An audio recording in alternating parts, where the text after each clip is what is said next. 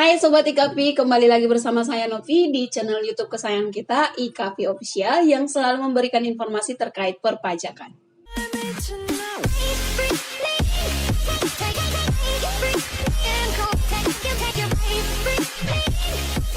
Di video kali ini kita akan membahas tentang apa itu reformasi pajak. Saat ini, negara Indonesia sedang aktif melakukan pembangunan baik di kota maupun di daerah-daerah dalam rangka untuk menyejahterakan masyarakat Indonesia. Sumber dana yang diperoleh untuk melaksanakan pembangunan tersebut berasal dari penerimaan pajak. Penerimaan pajak sering diartikan sebagai sumber pembiayaan negara yang baik dan dapat diandalkan untuk kegunaan dari belanja rutin kenegaraan hingga pembangunan negara. Tidak hanya itu, pajak juga merupakan sebuah alat untuk mencapai tujuan-tujuan dalam rangka mensejahterakan masyarakat. Namun, yang menjadi permasalahan adalah angka penerimaan pajak yang tidak sesuai dengan ekspektasi, di mana tax ratio masih relatif lebih kecil. Penerimaan pajak merupakan salah satu sumber pembiayaan negara yang sangat penting dan akan terus ditingkatkan. Caranya bagaimana? Caranya adalah dengan melakukan evaluasi terhadap sistem perpajakan dan penyempurnaan kebijakan perpajakan. Oleh karena semakin hari pengeluaran negara semakin besar, maka pemerintah melakukan berbagai usaha untuk meningkatkan penerimaan pajak. Salah satu usaha pemerintah dalam meningkatkan penerimaan pajak yakni dengan mengadakan reformasi pajak atau tax reform. Reformasi pajak ialah upaya yang dilakukan oleh pemerintah untuk mengubah dan memperbarui sistem perpajakan untuk suatu negara.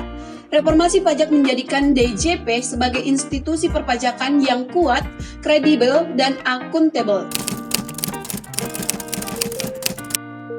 Yang pertama, meningkatkan efisiensi dan keadilan perpajakan. Yang kedua, mengatasi masalah yang ada dalam sistem yang sudah ada. Dan yang ketiga, meningkatkan penerimaan pajak guna mendanai program dan kebijakan publik. Dan yang keempat, mendorong pertumbuhan ekonomi. Dan yang kelima, meningkatkan keberlanjutan sistem perpajakan. 5 pilar reformasi pajak. Yang pertama, organisasi. Penajaman dan peningkatan fungsi, penataan dan penyempurnaan organisasi. Dan yang kedua, sumber daya manusia. Pembentukan SDM yang tangguh, akuntabel, dan berintegritas. Yang ketiga, teknologi informasi dan basis data. Penataan sistem informasi teknologi dan basis data yang handal, mendukung proses bisnis DJP, dan memberikan hasil yang akurat dan reliable. Yang keempat, proses bisnis.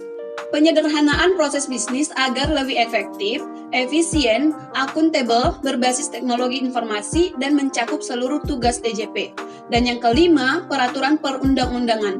Kebijakan perpajakan yang memperluas basis perpajakan, memberikan kepastian hukum, mengurangi biaya kepatuhan, dan meningkatkan penerimaan pajak.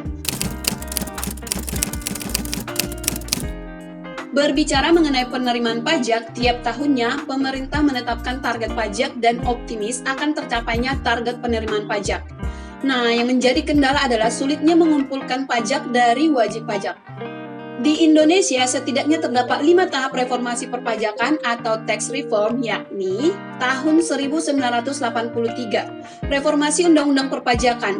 Sistem perpajakan berubah dari official assessment menjadi self-assessment. Tahun 1991 sampai 2000, reformasi Undang-Undang Perpajakan mulai dilakukan penyederhanaan jenis pajak.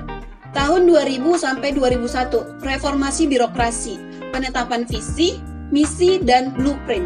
Tahun 2002 sampai 2008, reformasi perpajakan jilid 1. Muncul modernisasi administrasi perpajakan dan amandemen Undang-Undang Perpajakan. Tahun 2009 sampai 2014, reformasi perpajakan jilid kedua. Peningkatan internal control. Tahun 2016, Undang-Undang Pengampunan Pajak, penghapusan pajak terutang dengan mengungkapkan harta dan membayar uang tebusan. Tahun 2017 sampai 2020, reformasi perpajakan jilid kedua, konsolidasi, akselerasi, dan kontinuitas reformasi perpajakan. Pembentukan Tim Reformasi Pajak KMK-885-KMK.03-2016. Pemerintah membentuk tim reformasi pajak dalam rangka mendukung sistem perpajakan yang berkeadilan, perluasan data yang valid dan komprehensif dan terintegrasi. Yang pertama, meningkatkan kepercayaan wajib pajak. Yang kedua, meningkatkan kepatuhan wajib pajak. Dan yang ketiga, meningkatkan pengelolaan data administrasi perpajakan, meningkatkan integritas dan produktivitas aparat perpajakan. Demikian penjelasan singkat mengenai reformasi perpajakan di Indonesia. Reformasi perpajakan merupakan perubahan mendasar yang perlu dilakukan agar sistem perpajakan dapat lebih efektif dan efisien. Tentunya dalam menjalankannya tidak sedikit tantangan yang dialami. Tantangan ini jangan dihindari, melainkan dihadapi. Mari kita wujudkan reformasi perpajakan negara ini. Dengan mewujudkan reformasi perpajakan negara, kita juga mendukung penerimaan negara dengan patuh dan taat membayar pajak karena pendapatan negara adalah pilar utama landasan ekonomi Indonesia. Terima kasih telah menonton video ini. Jangan lupa like, share, dan subscribe YouTube IKAPI Channel. Stay tune untuk video IKAPI lainnya. Salam IKAPI.